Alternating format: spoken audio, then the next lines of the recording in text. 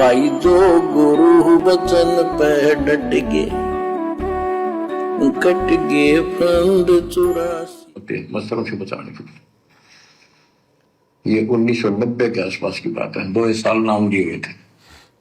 उसके बाद तो इतनी दृढ़ता आ गई, हे भगवान सचमुच मालिक हुआ। तो ये कोई न कोई ऐसा झटका आपको सबको देता है ताकि आपका विश्वास दृढ़ हो। तो बच्चों, गरीबदास जी कहते हैं कि वहां पर सब सुख से रहते हैं, मौज मस्ती खूब खेलते कूदते सारे अंश। वो देश बहुत सुखदायी है सतलोक, लेकिन उसके लिए कहा है गरीबदास गरीब देश है दुर्लभ, सच्चा सतगुरु, सच्चा सतगुरु मिले। उसके दर्शन केवल सच्चा सतगुरु ही करवा सकता है, क्योंकि सतगुरु यहां से लेकर सतलोक तक हमारे साथ रहेगा।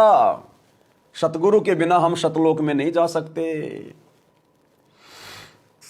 अब सच्चा सतगुरु मिले तो आपको वहां पहुंचा देगा। बेला मैंने पहुंचा हुआ है। कबीर चार खानी में भरमता, कब न लगता पार, सो फेरा सब मिट गया, मेरे सतगुरु के उपकार। इतने कष्ट होते सतगुरु के बिना। बच्चों, जब से ये आत्मा, हम सभी प्राणी अपने पिता से दूर हुए, उसी दिन से हमें एहसास हो गया कि हम कष्ट उठा रहे हैं और गलत जगह के। एक बहन बताओ थी, हमने 10 दिन यही था, वहां मजदूर काम कर रहे थे। दोपहर के समय वो एक वृक्ष के नीचे बैठ के कोई खाना खा रहा था, कोई वजह सुस्ता रही थी और हम भी वहीं खड़े हो गए थोड़ी देर के लिए। एक बेटी रो है, तो मैंने वैसे पूछा, माँ इसको क्या तकलीफ है? बहन को कोई दुख तकलीफ है, कोई पेट में दर्द वगैरह है तो दिखा लाओ या डॉक्टर के। हमारे पास जीप थी सरकारी, तो उससे पूछा भी क्या बात आपको बहन? मैं बोला बेटी क्या बात है बताओ। पर तो खूब रोए गई। मैं बोली मैं बहुत अच्छे घर की लड़की हूं और मेरे कर्म फूट गए। यो मेरा घर में नौकर था, मैं इसके साथ आ गई। घर क्या ने खूब कोशिश करी माता पिता ने वापस ले जाने की, मैं गई तो नहीं। फिर घर वाले ने भी पल्ला झाड़ दिया। अब यू दारू पीवा है, मैं कमाऊं, 2 बालक हो गए, रोटियों का टाइम काट लिया। बच्चों, ये स्थिति आज आपकी है।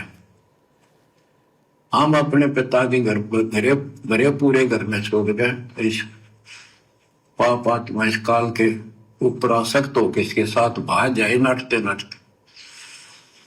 राजमारी कुत्ते गधे कुत्ती बनाकर क्या दुर्गति कर रखी आपकी। तब इसको सामान्य बात ना समझो, इस बहुत भयंकर षड्यंत्र है। और समर्थ कबीर साहब ने इसने कोई खोल नहीं सकता, बोल भी नहीं सकता एक शब्द इसके खिलाफ। क्या कह रहे हैं परमात्मा कि तुम इसको सामान्य बात मत समझो, ये बहुत भयंकर षड्यंत्र है। और समर्थ कबीर के बिना इस विषय में कोई बोल नहीं सकता, इसको कोई खोल नहीं सकता। आज किसने खोला ये पूरा भेद? आज किसने खोला काल का पूरा षड्यंत्र? संतों की वाणी है अनमोल, इसे ना समझ सके अनबोल। साहिब ने सब भेद दिया सब खोल, अपनी सतलोक रजदानी का। जो सतलोक का भेद खोलेगा वो काल का भी भेद खोलेगा, अक्षर पुरुष का भी खोलेगा, देवी देवताओं का भी खोलेगा। तो आज ये भेद किसने खोला? गुरुदेव कह रहे समर्थ कबीर के बिना कोई बोल नहीं सकता इसके खिलाफ। इसका भेद खोलना तो सपन जैसी बात है। ब्रह्मा विष्णु महेश को नहीं पता इसके भेद का। भेद का यदि पता चल जाए तो उनकी हिम्मत नहीं कि वो अपने बाप के खिलाफ बोल सकें। तो समर्थ कबीर के बिना कोई बोल नहीं सकता, कोई भेद खोल नहीं सकता। और भोग के समय वाणी क्या कह रही है? सतगुरु की वाणी है अनमोल, इसे ना समझ सके अनबोल। साहिब ने भेद दिया सब खोल, अपनी सतलोक राजधानी का। अरे 650 साल पहले तो साहिब ने भेद खोला ही नहीं था। धर्मदास मेरी लाख दुआई, मूल ज्ञान कहीं बाहर न जाई। ये भेद तो आज खोला गया है, आज सतगुरु रामपाल जी के द्वारा। तो वाणी क्या कह रही है? साहेब ने भेद दिया सब खोल, अपनी सतलोक राजधानी का इस कलयुग की बिचली पीढ़ी में खिला पूरा भेद। और समर्थ कबीर के बिना कोई भेद खोल नहीं सकता, कोई बोल नहीं सकता। तो कौन हुए सतगुरु रामपाल जी? कौन है हमारे गुरु जी? स्वयं समर्थ भगवान। तो परमात्मा कहते हैं इसको हल्के में मत लो, सतगुरु को, भक्ति को। बाहर जाए नाटते नाटते राजबारी कुत्ते गधे कुत्ती बनाकर क्या दुर्गति कर रखी आपकी। तब इसको सामान्य बात ना समझो, इस बहुत भयंकर षड्यंत्र है। और समर्थ कबीर साहब ने इसने कोई खोल नहीं सकता, बोल भी नहीं सकता एक शब्द इसके खिलाफ। ये तो बहुत बड़ी पावर है। अगर वहां विष्णु में इसका इसके आगे एक भूत सारा परिवार ने ताड़ दे, सबसे छोटी इकाई है या इस शैतान का एक अंश है। और आज हम सीधे काल की छाती में ताने बैठे हैं। सतगुरु की तो बात छोड़ दीजिए, सतगुरु ने तो खोल दिया सो खोल दिया। सतगुरु की आड़ लेकर, सतगुरु रामपाल जी की आड़ लेकर, उनके छत्र छाया तले आप और हम भगत भाई बहन भी इस काल की छाती पर बैठ के मूंग दल रहे हैं। और ये कुछ कर नहीं पा रहा। अन्यथा एक छोटा सा भूत प्रेत, जो छोटा सा अंश है इस काल का, वो पूरे घर को, पूरे गांव को डांस करवा देता है। और हम डायरेक्ट काल की छाती पे बैठ के साथ संगतियां कर रहे हैं। भाई बहन इस काल की छाती पे बैठ के सतगुरु का ज्ञान प्रचार कर रहे हैं, गांव गांव जाके ज्ञान गंगा लेके। और ये काल ये चुसक भी नहीं रहा। क्यों? क्योंकि हम समर्थ की आड़ में हैं। हमारा गुरु समर्थ है।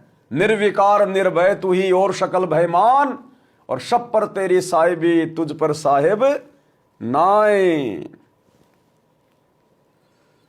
उसकी छाती पर दाल दल रहे उस समर्थ कबीर साहब की कृपा से। वहां खोलो, अपनी मुंह बुरुक्ति हो रही है। आज भी यही स्थिति है।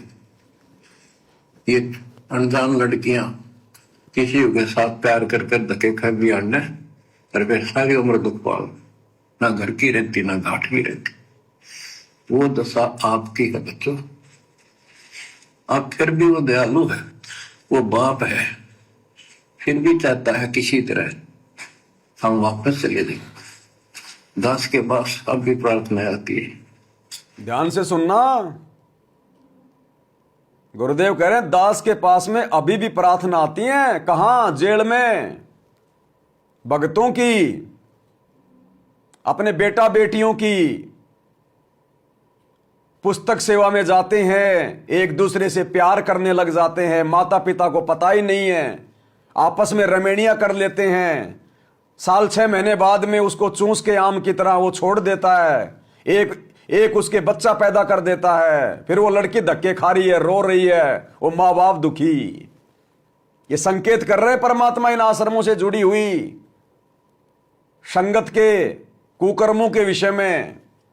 ये युवा लड़के और लड़कियां, और वैसे तो सतगुरु भी साफ साफ कह चुके हैं कि ऐसी ऐसी प्रार्थना आती है कि कोऑर्डिनेटर भी अश्लील चैटिंग करते हैं अपनी गुरु बहनों के साथ में। और वही बात सतगुरु यहां कह रहे हैं। क्या कह रहे हैं और कैसी प्रार्थना आ रही है माता पिता की? चलिए दास के पास अब भी प्रार्थना आती है। ऐसे ऐसे बेटी उसके साथ चली गई, शादी कर ली, सदबुद्धि दो, वापस आ जा मेरी बेटी, बहुत कष्ट पाओगी। माँ बाप को पता होता है ये केला ढूंढेगा राम दस में। शादी करनी है तो माँ बाप क्या करते नहीं, इतना ही काम था। क्यों शर्मदर्द करें ये बालक?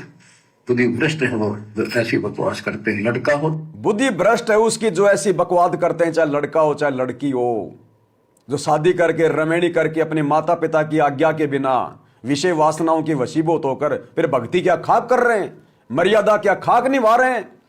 अरे जो भगत, जो लड़का लड़की अपने माता पिता की आज्ञा नहीं मानता, वो अपने सतगुरु की आज्ञा कभी नहीं मान सकता, कभी भी। ये रिहर्सल है।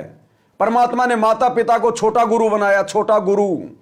और जो अपने छोटे गुरु, अपने पालक माता पिता की आज्ञा नहीं मानता, वो अपने उस बड़े गुरु सतगुरु रामपाल जी भगवान को कभी भी सीरियस नहीं ले सकता। ये परमात्मा रिहर्सल करवा रहा है। जब हम अपने घर में मां बाप की इज्जत नहीं कर रहे, उनकी आज्ञा में नहीं चल रहे, सतगुरु की क्या हम खा के इज्जत करेंगे? केवल दिखावा करेंगे, औपचारिकता करेंगे, जो भक्ति मार्ग में नहीं चलता।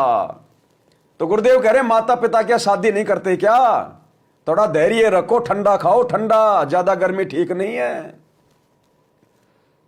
और जिसके भाग्य में परमात्मा ने कोई लड़की लिखी हुई है, तो माता पिता नहीं चाहेंगे तो भी उसकी रमणी होगी। तो फिर किस बात की टेंशन, किस बात की चिंता? अपने गुरु की रजा में राजी रहना चाहिए ना। क्या सतगुरु को नहीं पता? तेरे मां बाप से पहले पता है तेरे गुरु को कि तेरी रमणी होगी या नहीं होगी,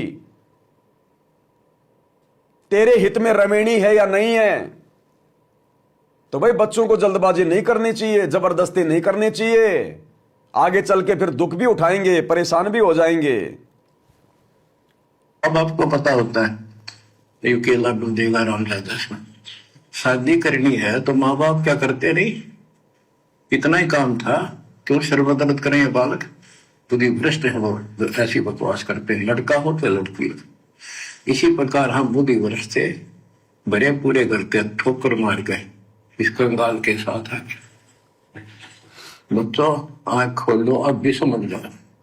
बच्चों आंख खोल लो, अभी भी समझ जाओ, क्योंकि अभी भी परमात्मा की लीला पूरी होने में कुछ समय है।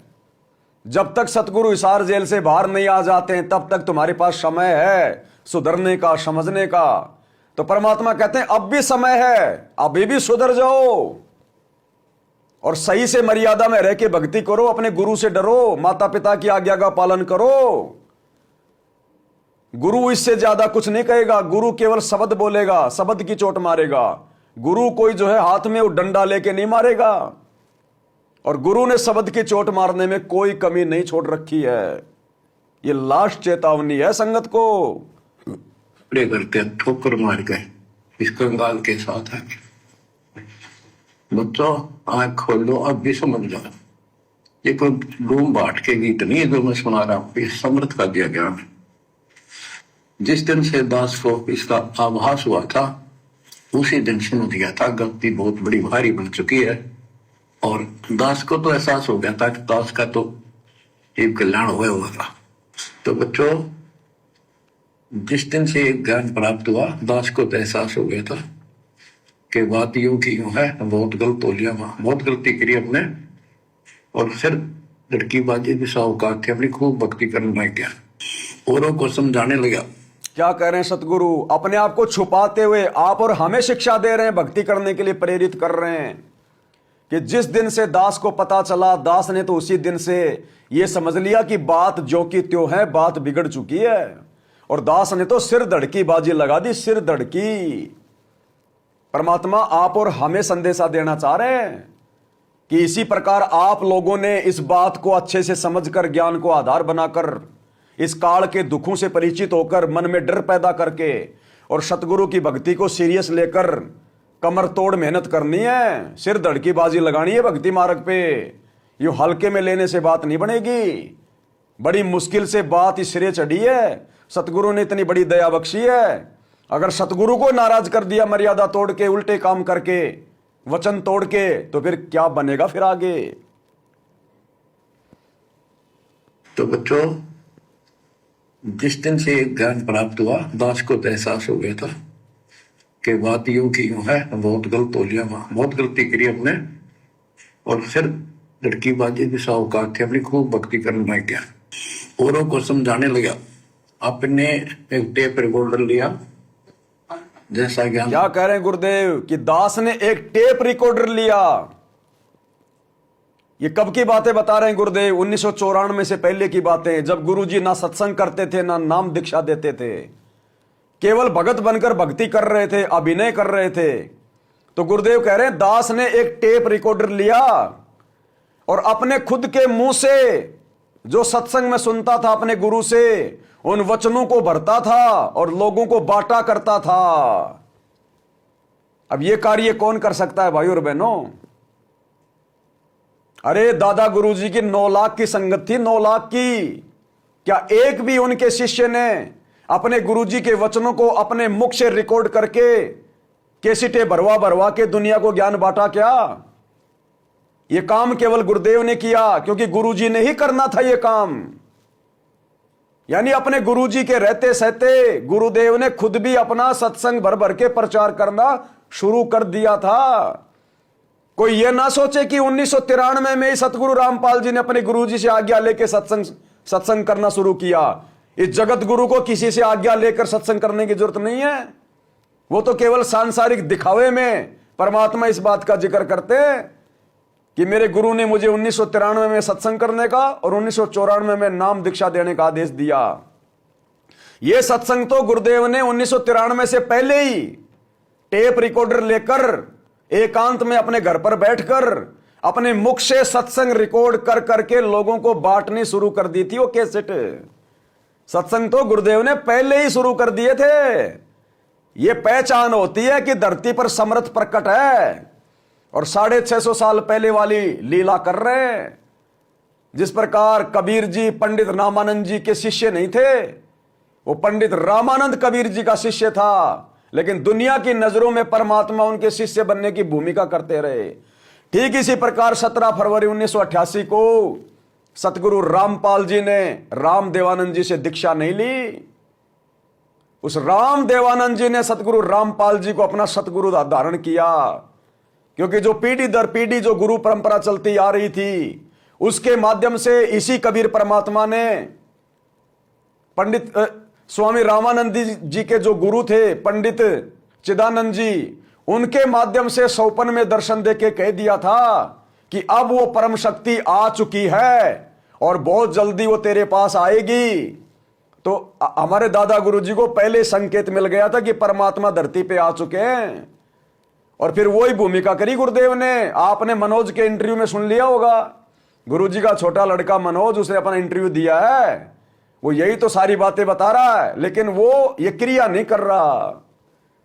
अरे आप और हमें तो अब पता चला, उसको तो 30 साल पहले पता था इन बातों का, लेकिन वो आज तक अपने गुरु को परमात्मा की दृष्टि से नहीं देख पाया, अपने बाप को भगवान की दृष्टि से नहीं देख पाया, और हमें शिक्षा दे रहा आज इंटरव्यू देकर कि ये तो 650 साल पहले वाली लीला चल रही है। मेरी आंखों के सामने जब मैं और मेरे पिताजी दादा गुरुजी के पास गए, तो दादा गुरुजी के चरणों में मेरे पिताजी अर्थात संत रामपाल जी बैठ गए, और दादा गुरुजी ने कहा कि नहीं नहीं नहीं, आप ऊपर आओ, आपकी जगह ऊपर है, मेरी जगह नीचे है। उसने क्या क्या बातें बताई हैं। तो भाई और बहनों, वो इंटरव्यू भी परमात्मा ने आप और हम सत्सेवकों के विश्वास को दृढ़ता प्रदान करने के लिए उसके मुख से निकलवाया है। नहीं तो 30 साल हो गई, गुरुजी के छोटे बेटे ने आज तक कभी इंटरव्यू नहीं दिया, और 30 साल की बातें उसको कैसे याद रहेंगी, वो बचपन की यादें। परमात्मा ने उसको सद्बुद्धि दी, उसके मुख से ये शब्द निकलवाए, ताकि साथ संगति में कही जाने वाली बातों पर भगत भाई बहन विश्वास करें और उनका दृढ़ विश्वास हो। तो हमारा ही विश्वास बढ़ा उसके इंटरव्यू से। आश्रम वाली संगत पे कोई फर्क नहीं पड़ा, गुरुजी के परिवार पे कोई फर्क नहीं पड़ा। वे तो आज भी उस दाढ़ी मूंछ वाले नकली जो है उस कबीर को ही भगवान मान के पूज रहे हैं, और गुरुजी को केवल एक मानुष मान रहे हैं। तो ये रजा भी गुरुदेव आप और हमारे लिए करते जा रहे हैं, आप और हमारे लिए। तो क्या कह रहे हैं गुरुदेव कि दास जब केवल भगत था और टेप रिकॉर्डर लाकर कैसेट भर भर के अपनी आवाज में जो है ये सत्संग रिकॉर्ड कर करके और लोगों को बांटा करता था, यानी सत्संग गुरुदेव ने पहले शुरू कर दिए थे। ये है समर्थ की पहचान। और फिर लड़की बाजी भी साहूकार थे, अपनी खूब भक्ति करने लग गया, औरों को समझाने लगा। अपने एक टेप रिकॉर्डर लिया, जैसा ज्ञान समझ में आ रहा था उसमें भर भर के टेप, छोटी छोटी कैसेट हो रही बड़ी बड़ी, वो दी उनको, औरों को बांटने लगा, समझाने लगा, धीरे धीरे उनको नाम दिलाने लगा गुरु जी से। एक दिन गुरुदेव ने दास के ऊपर ही ये वार सौंप दिया। उन्हें देखा कि ये सच्चा सुच्चा है, सच्ची लगन है। उनके बहुत से साधु बने हुए थे, लाल कपड़े भी उनको दान किए हुए थे, पर परमात्मा की कृपा होती है वही होनी होती है। तो अब परमात्मा अब भी कहते हैं आ जाओ मेरे बच्चों, या कभी सुखी नहीं हो सकते थे। अब भी संभल जाओ, अपने घर चलो, जहाँ कोई कष्ट नहीं, कोई दुख नहीं, कोई रोग नहीं, कोई शोक नहीं, किसी चीज का अभाव नहीं। समस्या ये है कि हमने स्वर्ग स्वर्ग सुन रखा था, स्वर्ग। भाई और बहनों, ये मधुर वचन, ये प्यार भरे वचन, ये वचन कभी जिंदगी में हमारी माँ ने, हमारे बाप ने भी हमारे से नहीं कहे। इस प्यार से जो समर्थ कबीर परमात्मा हमारे गुरु के रूप में प्रकट होकर सतलोक चलने के लिए हमसे कह रहा है, कितने प्यार से एक बाप ही कह सकता अपने बच्चों को, एक परमात्मा ही कह सकता अपनी आत्मा को। एक बार जरा सुन के देखिए परमात्मा के वचन। परमात्मा अब भी कहते हैं, साधु बने हुए थे, लाल कपड़े भी हमको दानत लिए हुए थे, पर परमात्मा की कृपा होती है, वही होनी होती है। सुनिए, तो अब परमात्मा अब भी कहते हैं, आ जाओ मेरे बच्चों, या कभी सुखी नहीं हो सकते। अब भी संभल जाओ, अपने घर चलो, जहाँ कोई कष्ट नहीं, कोई दुख नहीं, कोई रोग नहीं, कोई शोक नहीं, किसी चीज का अभाव नहीं। समस्या ये है कि हमने स्वर्ग स्वर्ग सुन रखा था, स्वर्ग। वो के देखा था, क्या आपने देख रखा हो स्वर्ग? सुना ही था, उसमें आ सकता थी वे स्वर्ग जावांगे। क्या कह रहे हैं परमात्मा, कितनी बड़ी बात कह रहे हैं। ऐसे ऐसे उदाहरण पेश करते हैं, धरती पर देखने को नहीं मिलेंगे। गुरुदेव कह रहे हैं, तुमने खाली स्वर्ग स्वर्ग को सुना है, देखा नहीं है तुमने किसी ने। लेकिन लोगों से सुन सुन के, रामायण में सुन सुन के, महाभारत में सुन सुन के, इन पंडितों से सुन सुन के, धर्म गुरुओं से सुन सुन के तुम्हारी जो मतलब कि स्वर्ग में जाने की आस्था बन गई कि मरने के बाद स्वर्ग में जाऊंगा। और जो भी घर का, जो परिवार का सदस्य जो मर जाता है, दादा दादी, उसकी फोटो बनवाते थे, उस पे लिखते थे, मेरे स्वर्गवासी दादाजी, मेरी स्वर्गवासी दादी जी, भले वो नरक में जाए, लेकिन हमने इतनी महिमा सुन ली कि मरने के बाद में स्वर्ग में जाते हैं, तो निसंशय हाँ स्वर्ग में जाएंगे। तो परमात्मा कहते हैं, क्या तुमने देख रखा है क्या वो स्वर्ग? अरे तुमने और तुम्हारे दादा ने, तुम्हारे परदादा ने कभी वो स्वर्ग जाके देखा था क्या? तुमने क्यों विश्वास कर लिया केवल लोगों के कहने से? तो इसी प्रकार आज वो पूर्ण परमात्मा आकर हमें सतलोक की महिमा बता रहा है, सतलोक के बारे में बता रहा है। तो इसी प्रकार अब हमारी आस्था स्वर्ग से भी ऊपर के सुखमय स्थान सतलोक में हो जानी चाहिए कि सतलोक जाऊंगा। जैसे नानक जी ने कहा था, वाह वाह अमरपुर जाऊंगा, वाह वाह अमरपुर जाऊंगा। तो इसी प्रकार हमारी सुरती, हमारी सोच केवल सतलोक जाने की अंत में। शरीर छोड़ते समय ना बेटा ना बेटी, ना परिवार, ना कार, ना कोठी, ना संपत्ति, ना रिश्तेदार, कुछ नहीं, ना स्वर्ग, ना बैकुंठ, ना महास्वर्ग, केवल सतलोक दिखाई देना चाहिए। और नजरें केवल एक जगह टिक जाएं कि गुरुजी कहां खड़े हैं, देखिए विमान लेके गुरुजी कहां खड़े हैं। और गुरुजी विमान में बैठने के लिए कहें, गुरुजी दिखाई दें तो ही विमान में बैठना है। अन्यथा गुरुजी ने यदि हमारी परीक्षा लेने के लिए दाढ़ी मूंछ वाला रूप बना लिया, आजा मेरे बच्चों आ जाओ, विमान तैयार है, हमने हाथ जोड़ने हैं, बाबा जी चले जाओ, ये नकली विमान है, हमें तो हमारे गुरुजी आएंगे, गुरुजी दिखाई देंगे, गुरुजी आज्ञा देंगे तो बैठेंगे। तुम क्या लगते हो हमारे? हम आपके कहे अनुसार नहीं चलेंगे। तो अंत में केवल हमने सतलोक दिखाई देना चाहिए, अमरापुर। और फिर परमात्मा कहते हैं, जहां आशा तहां बासा होई, मन कर्म वचन सुमरियो सोई। और भाई और बहनों, अभी तो आप और हमारी भक्ति में शुरुआत है। अगर इसी प्रकार से हम दृढ़ होकर लगे रहे परमात्मा को परमात्मा मानकर, तो अंत समय में इस भक्ति की शक्ति से गुरुदेव भगवान हमें वो पोता पोती, बेटा बेटी, कार कोठी, संपत्ति याद ही नहीं आने देंगे। याद ही गुरुजी ऐसा बहाना बनाएंगे कि चलो बेटो वहां सत्संग करके आएंगे, जापान चलेंगे, विमान तैयार है, हम भाई बहन ये सोच करके चलो जापान चल रहे हैं गुरुजी के साथ, और गुरुजी ले जा छोड़ेंगे सतलोक में। और वहां जाने के बाद नए सिरे से हमारे को परमात्मा जो है वो जन्म देंगे।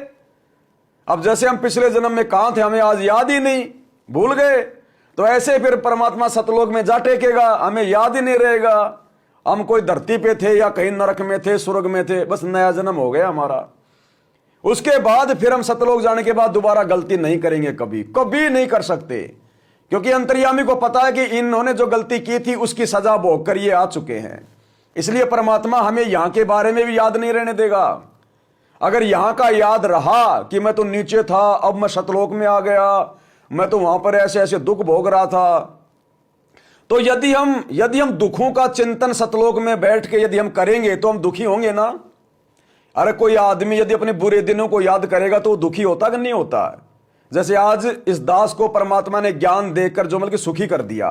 अभी मैंने आपको मेरे वो पुराने दिन बताए जो मेरी मां के साथ जो मेरे बाप ने जो किया, तो मेरी आंखों में आंसू आए ना, मैं दुखी हुआ ना। तो अगर सतलोक में जाने के बाद इस गंदी लोक की हमारे को याद रहेगी तो हम फिर चिंतन करेंगे तो फिर हम दुखी होंगे। और सतलोक में अगर दुखी हो गए तो फिर वो सतलोक कहां हुआ। अरे सतलोक में तो मालिक कहते हैं कि वहां तो दुख नाम की चीज नहीं है।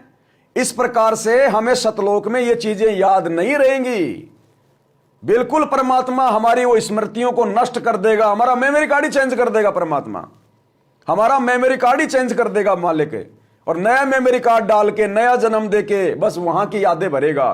फिर हम कभी फेल नहीं होंगे दोबारा, क्योंकि हम फेल हो चुके हैं। इस बात का हमें पता नहीं चलेगा, लेकिन हमारे बाप को इस बात का पता है कि ये सजा भोग के आ चुके हैं। फिर हमें परमात्मा थोड़े समय में ऊपर के लोकों में भेजेगा, फिर हमारे को सतलोक से परमात्मा ऊपर के लोकों में भेजेगा भक्ति करवा के, और फिर हम अखंड सुख भोगेंगे। ना कभी वो ऊपर के लोक और सतलोक नष्ट होगा, और ना उन लोकों में रहने वाली जीवात्मा कभी नष्ट होगी, कभी नहीं, अखंड। इसलिए भाई और बहनों, ये 10, 15, 20 साल का जीवन है। अगर भक्ति नहीं करी, मर्यादा में नहीं रहे, तो कल को काल भी मार देगा, एक्सीडेंट में मरेंगे, लाखों भगत मर रहे हैं। और 15-20 साल अगर सिर धड़की बाजी लगा दी, गुरु जी को परमात्मा मान के समर्पित हो गए, जैसे वर्तमान में हो रहे हैं। गुरुदेव कहते हैं बस इतना ही होना है। जैसे वर्तमान में हम सत्सेवक भाई बहन संघर्ष कर रहे हैं, गुरु को परमात्मा मान रहे हैं, भोग लगा रहे हैं, मर्यादा तोड़ने से हम डर रहे हैं, तो गुरुदेव कहते हैं बस हमने केवल इतना ही समर्पित होना, केवल इतना ही हमारी बात बन जाएगी। दास आपको एक छोटी सी ऑडियो सुनाता है कि सात संगति से जुड़ने के बाद और गुरुदेव भगवान का ये अमर ज्ञान हमारे हृदय में समाने के बाद किस कदर हम भगत भाई बहन चिंतित हो उठे हैं। अब हमें डर लगने लगा है कि परमात्मा शौपन में भी कोई गलती ना हो जाए, शौपन में भी। रामपाल जी पर दास के पास में 4-5 रोज पहले एक बहन की छोटी सी ऑडियो आई, और बहन रो रही है, चिंतित है कि मेरे से जो कर्म हो गया है, कहीं मेरी मर्यादा तो नहीं टूट गई, कहीं मेरे गुरुजी मेरे से नाराज तो नहीं हो जाएंगे, भैया मेरी तो बात बिगड़ जाएगी, आप मुझे इसके बारे में कुछ बताओ। वो बहन इतनी चिंतित हो उठी सात संगति की वीडियो देख देख के कि किस कदर हमने वर्तमान में फूक फूक के पैर रखना है। तो बहन क्या कह रही है और कितनी चिंतित है। ये इतनी चिंता इस बात का प्रतीक है कि हम भगवान को पहचान चुके हैं। हमें इस काल के लोक में कष्ट स्पष्ट दिखाई दे रहे हैं, इस काल का कहर दिखाई देने लग गया, हमें अपने गुरु में परमात्मा नजर आने लग गया, और हमारी सुरती सतलोक में जाने की बन गई है। तभी जीवात्मा मर्यादाओं को लेकर इतनी चिंतित हो सकती है। सुनिए बहन की ऑडियो 2 मिनट की। बंदी छोड़ सतगुरु रामपाल जी परमेश्वर जी की जय हो। सत साहिब भैया दास एक बात पूछना चाहती है थोड़ा।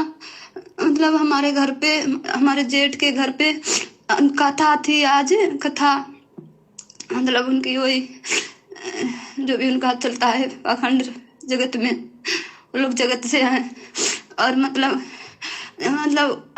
वैसे तो हम कहीं नहीं जाते भैया, और डर डर के भक्ति करते हैं अपने परमात्मा की मर्यादा में ध्यान में रखते हुए।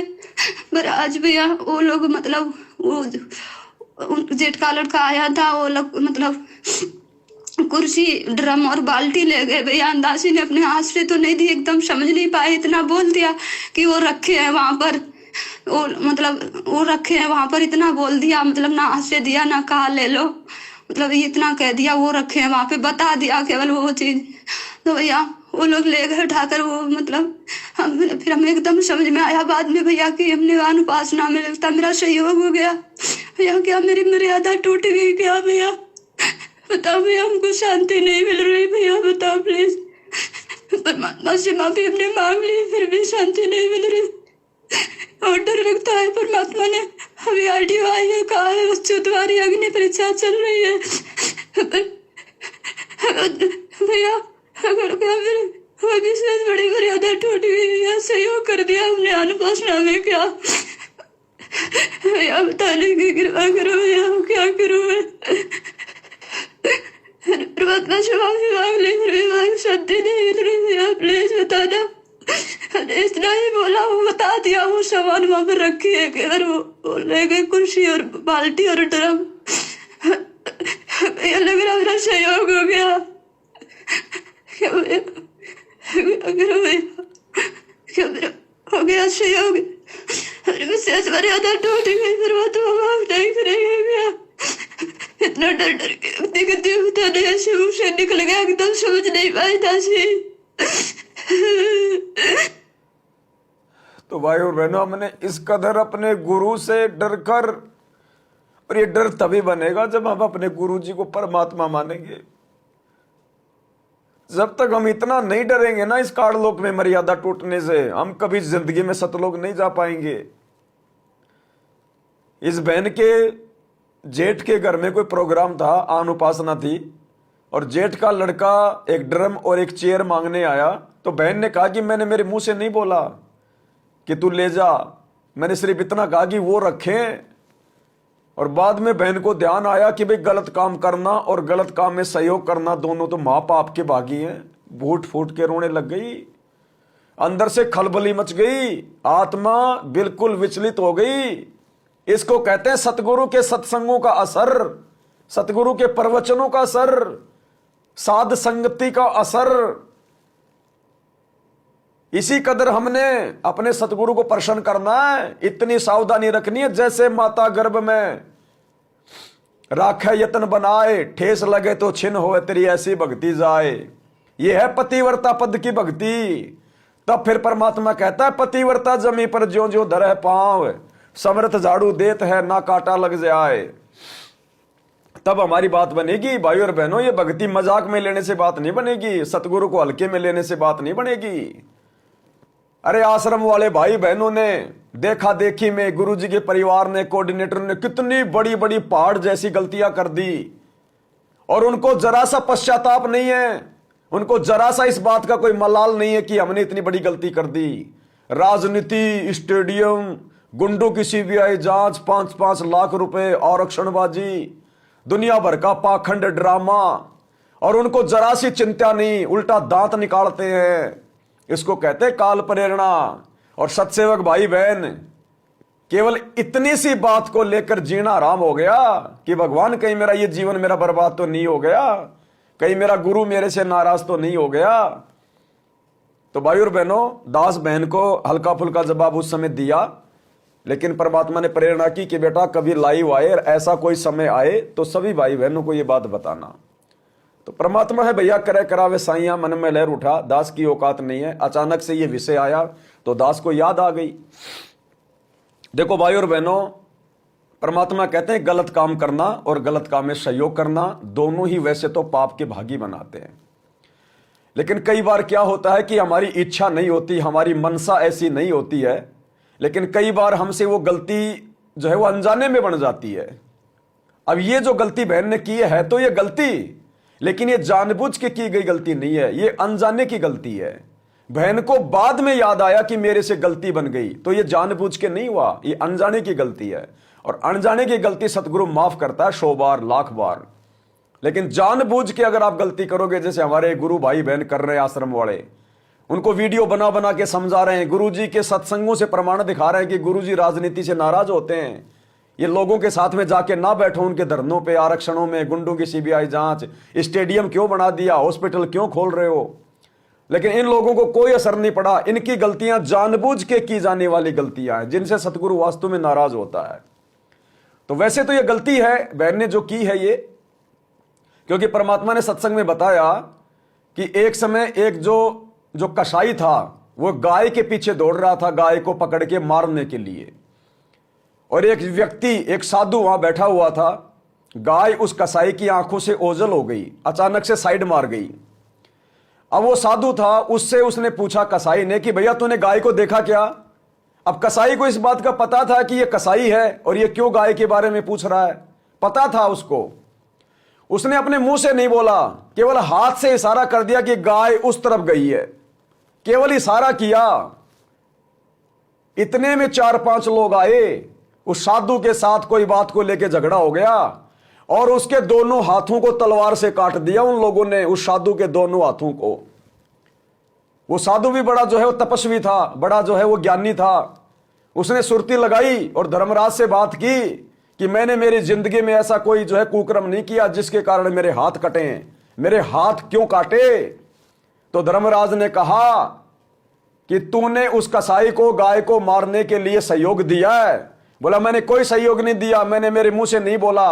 बोला तूने इशारा किया था, अगर तू इशारा ना करता, हाथ का संकेत ना करता, तो वो कसाई गाय तक नहीं पहुंच पाता, उस गाय की जान बच जाती, लेकिन तेरे कारण उसके प्राण गए। तो भाइयों और बहनों, उस साधु ने तो केवल संकेत किया था।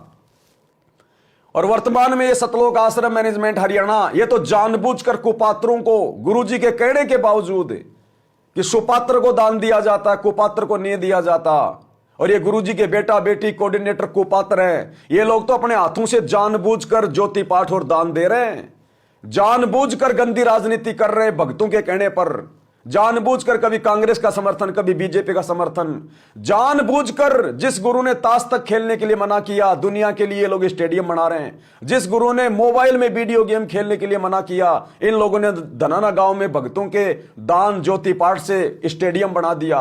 गुंडों की सीबीआई जांच का समर्थन कर रहे हैं, भला गुंडों में भक्तों में फिर क्या अंतर है? और कितने कुकर्म जो दास आपको गिनाता रहता है।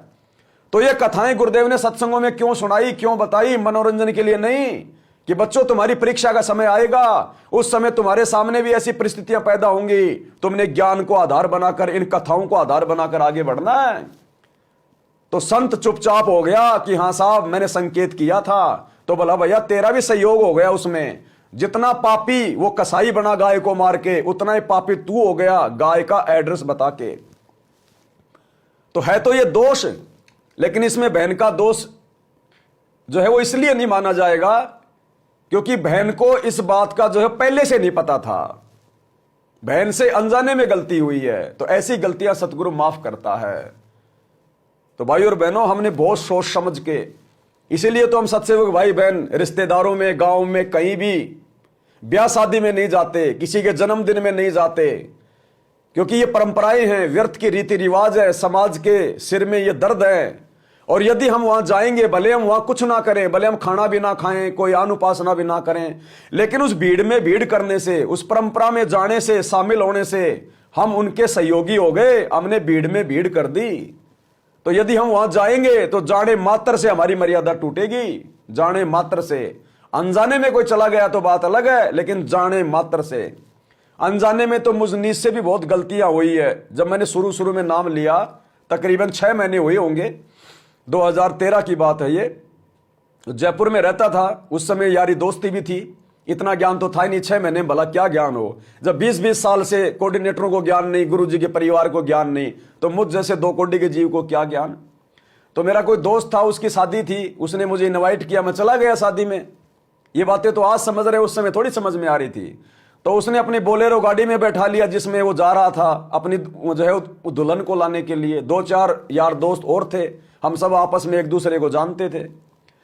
तो दारू का ठेका आया, उन्होंने बियर का कार्टून ले लिया, मैं बीच में बैठा हुआ था, दूल्हा आगे बैठा हुआ था, पीछे कुछ लोग और बैठे हुए थे। तो वो सब अपना अपना ढक्कन खोलने लगे। तो उन्होंने कहा कि भाई पीता तो ये पवनदास भी है, कभी कभी ले लिया करते थे नाम दीक्षा से पहले। वैसे किसी चीज के दास आदि नहीं था, ना कभी बीड़ी का आदि, ना सिगरेट का आदि, ना दास किसका, ना जो है मतलब इसका मांस का आदि। मांस भी दास खाया करता था कभी कभार, वो जबरदस्ती खाता था, अच्छा नहीं लगता था, लेकिन कुसंगत ऐसी थी। दौड़ धूप करते थे, फिजिकल एजुकेशन में थे, जिम करते थे, तो बोले भैया मांस खाने से प्रोटीन मिलेगा, तो कभी कभार मुंह मार लिया करते थे, लेकिन इच्छा नहीं होती थी अंदर से। लेकिन मांस तो मेरा परमात्मा ने नाम दीक्षा से पहले छुड़वा दिया।